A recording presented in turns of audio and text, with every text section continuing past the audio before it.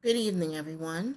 This is Miss Carib, and tonight I want to follow up my previous conversation about the illusion of inclusion and talk about the cost of code switching and when fitting in becomes exhausting. For a long time, I've been playing the part, playing the get along game very, very well. Being careful not to stir the pot, as we Caribbean people would say. Sometimes you have opinions, but choose not to speak up because you don't want to be judged, misunderstood, or feel like no one is really listening. After a while, constantly adjusting yourself just to fit in certain spaces becomes exhausting. You start to realize how much energy it takes to edit who you are, how you speak, how you express yourself, and even how you show up in a room.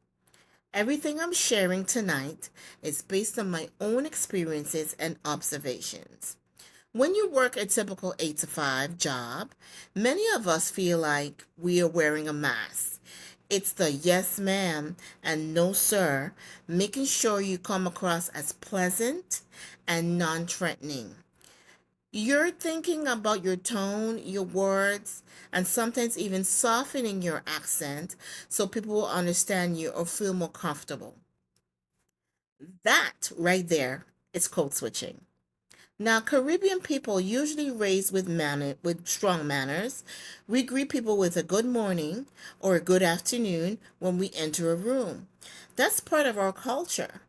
But when you're in environments where people don't always do that, you sometimes adjust how you respond or how you carry yourself just to fit into the workplace culture.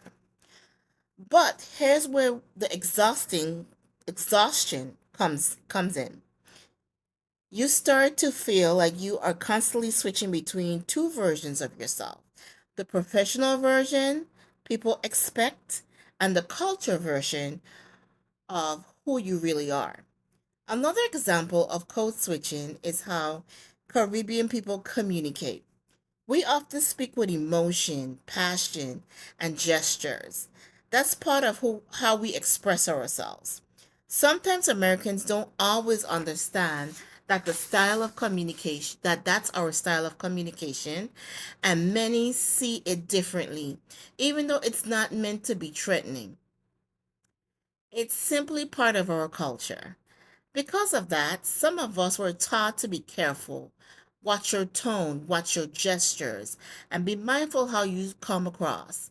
But constantly monitoring your speech, your body language, and your expressions take a lot of energy. Personally, I am tired of feeling like I have to edit who I am. At some point, you realize you've been following a playbook that was never written for you in the first place.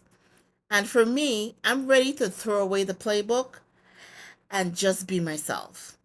So the real question becomes, how much of yourself should you have to change just to belong?